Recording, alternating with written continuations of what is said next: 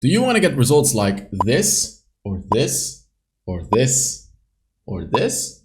I'll give you the best builds that are currently absolutely broken in the game and that are gonna give you free wins, so stay tuned. Boom! Starting off at number 1. Any type of variation of this Teemo build.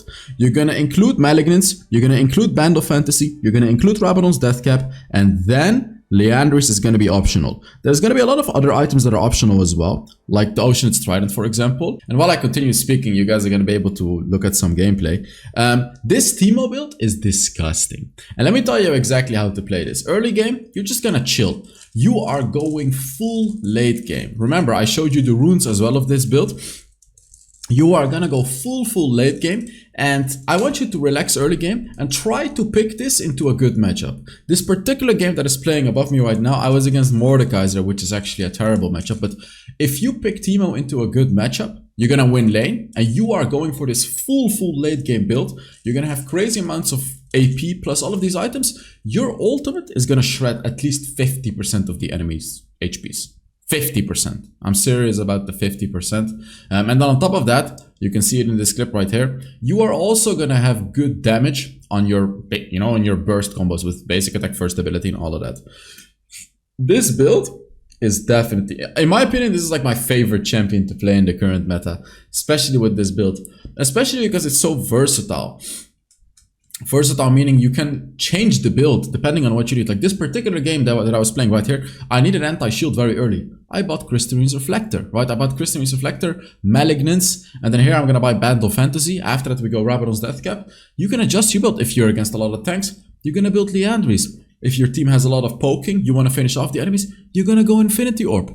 All of it is playable. You need anti-heal, you're gonna build on anti-heal, right? It's really as simple as that with this, with playing Teemo. And you can simply build whatever you need. And honestly, you can always get away with this build and this rune setup. You don't really need Nashor's Tooth or anything like that. Literally just go full damage on that ultimate. I'm telling you, it is gonna be worth it. And you're gonna be dominating enemies. And about the playstyle of this build, mainly the playstyle is, as you would think, putting down ultimates, right? Just put down ultimates. Keep putting them down around the map. Use them for vision, but also use them in choke points where people are going to walk. Like this one right here, you can see I ulted on top right there. People are, of course, going to walk through that at some point. So not only is it useful in fights, it's actually useful for enemies to just randomly walk into your ult.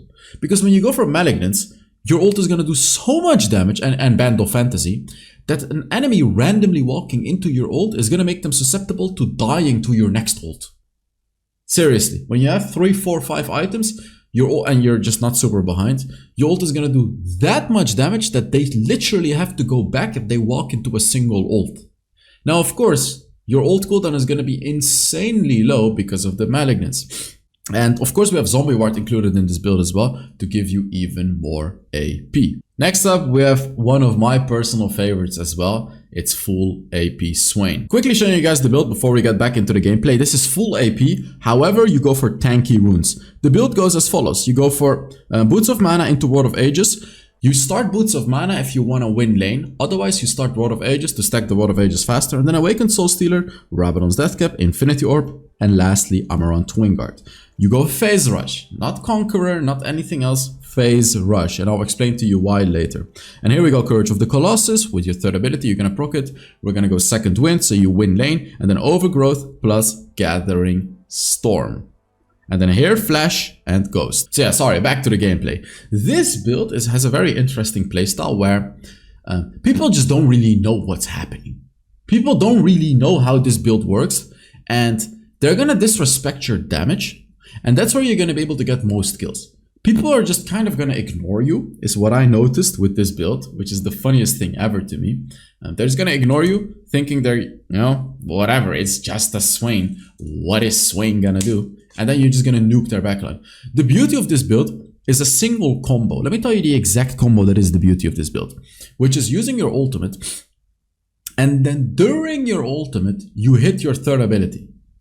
If you do that, you can combine that with a second ability. If you time it correctly, your second ability is gonna crit, because Swain's second ability crits when it hits on an immobilized enemy.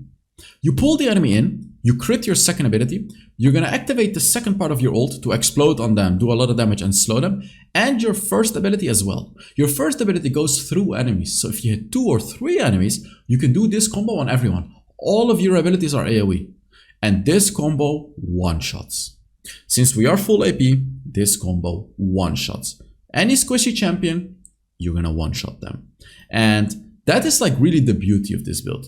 In the early mid game, all you want to do is just try to get as many stacks as possible, you know, win lane, rotate, and all that kind of stuff. But then late game, you just try to hit that third ability. If you hit it, you're gonna get kills left and right. Like right there, unfortunately, I missed it on the Nami. Had I hit it on the Nami earlier, I would have killed her easily and been able to keep moving on. I'm gonna scroll this video a little bit further ahead because, you know, being dead is not interesting during this video. But about this build, I'm trying to think of like what are weaknesses. I would say the only weakness could potentially be if you're against a bit of an annoying lane matchup, like Irelia, for example. Irelia hard counter Swain. If you're against an annoying lane matchup, you're gonna lose lane and you can't skill hard enough for this to be worth it. Because you have to understand, even though you have precision runes, you're gonna be extremely squishy with this build, like very, very squishy. So to counteract that, you're really gonna have to win lane, and you're really gonna have to get yourself ahead in the game. I have a video on this on the HellsDevil Plus channel. Check it out if you haven't already. I'm gonna make a video on this on the main channel as well, however. But yeah, check out the HellsDevil Plus channel for the live gameplays. I play a lot of the champions that are in this video on the HellsDevil Plus channel. Now, this is one that I've kept a bit of a secret. I haven't made a video on this yet, but this is like the most broken thing ever. It's AP Misfortune. I don't even have content for this one. I have to play an old AP Misfortune video for you guys to be able to watch this. Let me quickly brief you through this build. We got Boots of Mana, and again, it is situational. I'll tell you why. Like against squishy enemies, you go Luden's Echo first. And then we go for, you know, Band of Fantasy. And if they're squishy, we're going to skip Liandry's. We're going to go for Rabadon. We're going to go for Crown of the Shattered Queen. We're potentially going to include a Rylai's Scepter and all of that. Of course, anti-heal if you need anti-heal. If you need anti-shielding, you're going to buy anti-shielding. And here's my favorite part. If you're against tanks, this also works against tanks. You're going to skip the Luden's Echo. You're actually going to start with Rylai's Scepter. Since Rylai's Scepter now gives 7% magic penetration, it's a really, really good item. You go Rylai's Scepter into Liandry's if you are against tanks. And about the runes for this build, it's pretty much Glass Cannon, except for the Transcendence. I've tried Zombie Ward here. It's okay, but... So Zombie Ward gives you a stronger third ability, but overall Transcendence is going to be better. Arcane Combat is the most broken thing with this build ever. Your Arcane Combat is going to do like nearly 10,000 damage with this build. It is disgusting. And then here we go for Gathering Storm, Giant Slayer, Legend Bloodline, and then Transcendence to spam your third ability. For the spells, Cleanse and Flash. So I'm sorry about this gameplay. It's very old. It's like, I don't know, like a year old or something. I still have to make a video on this. I kind of kept this a bit of a secret because it is just so disgusting. I wanted to make a video on it before, but since I'm making this video right now, I do have to tell you guys about it. This is it's so good. It's honestly better than Ziggs. It's like having a better Ziggs, truly. Every time you use that third ability with this build, and the funny thing, you guys are not even seeing it here. Like right here, you're seeing the old builds. I'm gonna scroll a bit ahead because I just died in this clip. But you're seeing the old build. The new build is infinitely better. Let me tell you the whole reason this suddenly became giga strong. It's because of the introduction of Band of Fantasy. Band of Fantasy, in case you don't know what it does, is every time you do magic damage to an enemy champion with your abilities, it's gonna explode like a trap under them. This trap does AoE damage. And someone like Misfortune, who has a big AoE ability like her third ability, is constantly gonna proc that Band of Fantasy on like 3 people at the same time. You're getting massive value, where a normal champion can only proc it like on 1 champion, or maybe on 2. Misfortune can consistently proc it on like 3, 4, or even 5 champions at the same time. It is truly remarkable how strong AP Misfortune is because of Band of Fantasy. And not only that, Arcane Comet is like the best thing on Misfortune. I think Heimerdinger is the only champion that can stack Arcane Comet harder than Misfortune, than AP Misfortune. But AP, honestly, can he? Yeah, okay, he can. He can probably stack it just a tad bit faster than AP Misfortune. But my point being is, on AP Misfortune, you're just gonna do so much poke that it's unbearable. It's unbearable and it's easy. Some people that used to play Vainglory may remember Gwen. I'm not talking about the Gwen from Wildest. I'm talking about the Gwen from Vainglory. If you remember CP Gwen, AP Misfortune is essentially the exact same thing. It's the exact same thing. Funny thing, Gwen actually looks exactly like Misfortune from League of Legends. So I really feel like inspiration has been taken in that game. But anyone that has played Vainglory and remembers the absolute misery of playing against that champion, that's what Misfortune is right now. I don't know if you guys have ever played against a good AP Misfortune, but if you have, you're gonna understand how disgustingly annoying it is.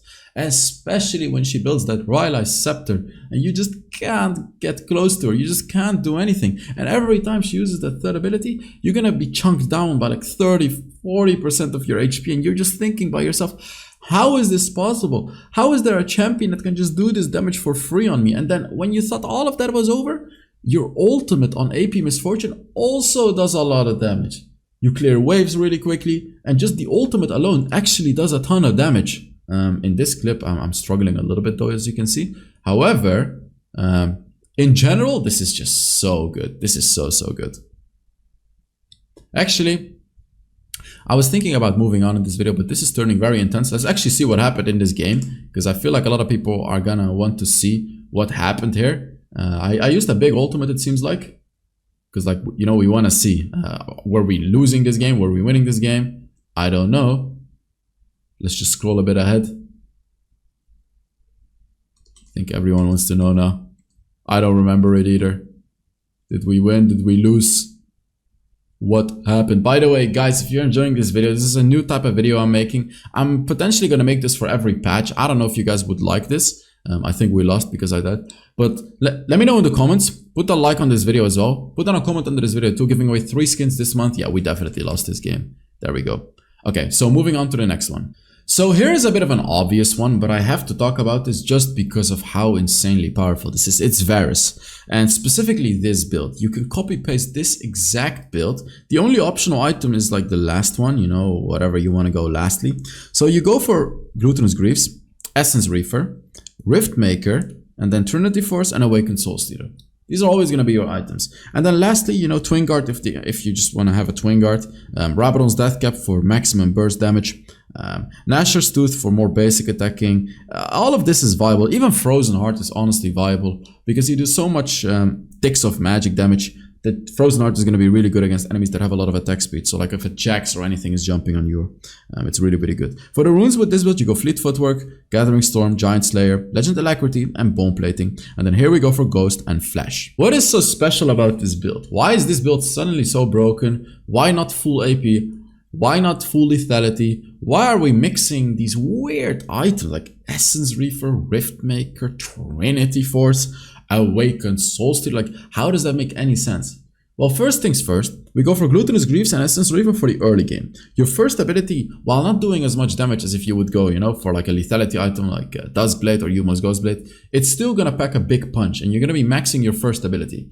And basically that way you can survive early game. And then when we approach the mid-late game, we're going to buy Trinity Force or Rift Maker. Trinity Force against squishy enemies, Rift Maker if the enemy is a bit tankier. And then with that, we're just going to get through everything. Varus does percentage HP damage, and these items just contribute to everything, killing squishies and killing tanks. So you're just not going to struggle against anyone. You just have to know how to play this build. And playing this build is sort of similar to AP Varus, I would say. It's a bit of a mix of AP and on-hit Varus, and you just have a bit more burst damage. Like, you really get the best of all worlds. And not even best of both worlds, best of all worlds. Because even in the early game, you have good poking. Like, for example, you can see this Volibear is trying to tank me, but I just one-shot him. You know, I just one-shot him. You have great execution ability with your empowered first ability by your second ability. And just anyone that dares to tank your damage, you're just gonna chunk them down so fast. You're just gonna chunk them down so fast because your second ability's passive does percentage HP damage on the stacks. Like right there, you saw how much damage Xin Shao took. He took 60% of his HP with one simple click on my first ability. I did hit him 3 times with a basic attack for that though. But like, my point being is no one can tank you.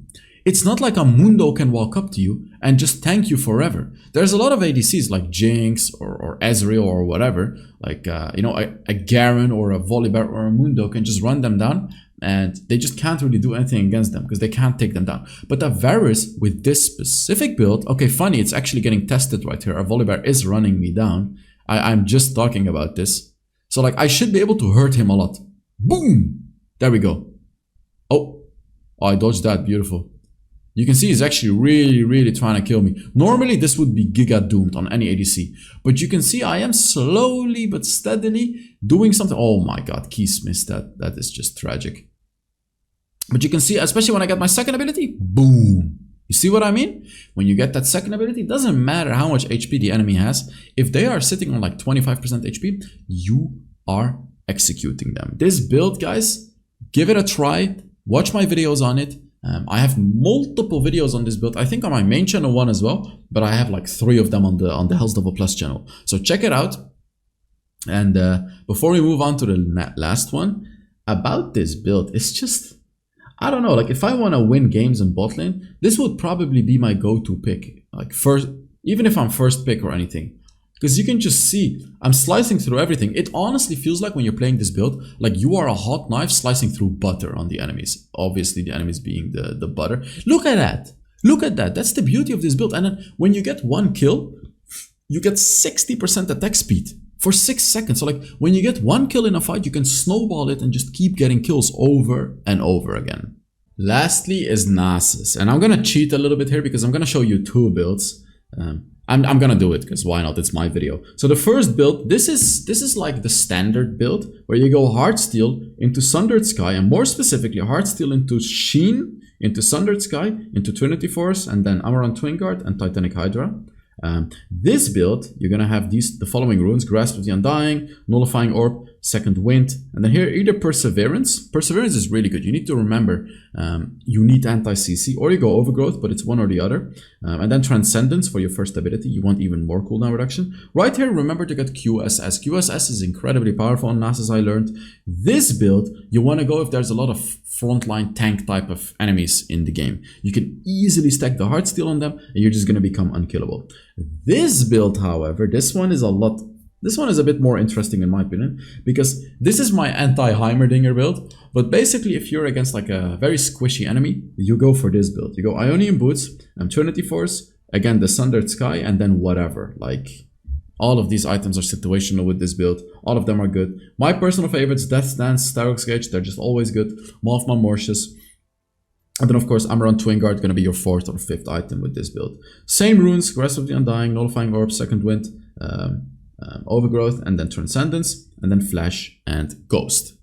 So here you can see, you know, this build, again, if you're against the Heimerdinger, it's a free win. The other build with the Heartsteel, as I said, is what I genuinely build. Like if I'm not against the Heimerdinger, if I'm against a normal enemy, I just go for Heartsteel, I stack it up. The beauty of Heartsteel is, while you are missing a little bit of damage early game, the beauty is actually, in the late game, of course, is extremely powerful, but if you combine the Heartsteel proc with Sheen and with Sundered Sky, you are gonna do so much burst damage because you're doing all of it at the same time. All of those damages, you're doing them at the same time, which is just gonna result into ridiculous amounts of burst damage. And right here you can see 1085 damage on that enemy champion. Only Nasus is a frontline tank type of bruiser that can do that much physical damage every 2 seconds. You know, of course, we have Darius that can do like 1000 true damage with his ultimate. Wow, but that's his whole ass ultimate. Nasus has it on a first ability on like a 1.5 second cooldown, right? And of course, you can only get there if you pick Nasus into a bit of an easy lane matchup. You don't want to pick him into a too difficult lane matchup, and then you have to decide between those 2 builds that I gave to you guys. The easiest way to decide it, honestly, if you don't want to look at the enemy comp and anything like that, is just look at your matchup. Literally just look at your matchup. Are you against a Scion? Go Heartsteel. Are you against a Garen? Don't go Heartsteel. It's extremely difficult to stack Heartsteel against Garen because he can cleanse your slow. Are you against, you know, Riven? You can go Heartsteel to just match her. Are you against any type of tank that is just easy to stack your Heartsteel on? You go Heartsteel. But if you're against a Teemo, you're not gonna go Heartsteel. If you're against whatever, like Morgana top or something like that, skip out the Heartsteel and go for this build. You know, if you're against those squishy types of champions, another factor if you want to make it a bit more advanced than just looking at your lane matchup is look at the jungle matchup. If the jungler is very tanky and the enemy laner is very tanky, you're always going to get Heartsteel. But if it's like 50-50, you can decide yourself. If the enemy jungler is like an Evelynn or something, but then the laner you're against is a Volibear, you probably should still go Heartsteel. Even though the Evelynn is very squishy, you probably should still go Heartsteel. because that's the enemy laner. Again, if you're against a laner where you can easily stack Heartsteel, I don't really care how squishy the enemy champions are. Heartsteel is just always going to be worth it. And yeah, Nasus, after that buff that he received a couple of months ago, still one of the most broken top laners in the game, has been for a really long time already and still is. And I gave you the 2 best builds on him. And I wish you guys the best of luck. You know, these are really like the hot builds right now. Not necessarily the most broken champions, but this video is not talking about the most broken champions. This is talking about the hottest builds. And I actually included most builds that are not that famous yet. So now is the time to abuse these builds. Thank you guys so much for watching. Let me know what you think of this new type of video that I made. And yeah, I'll see you all in the next HellsDevil video. Bye-bye.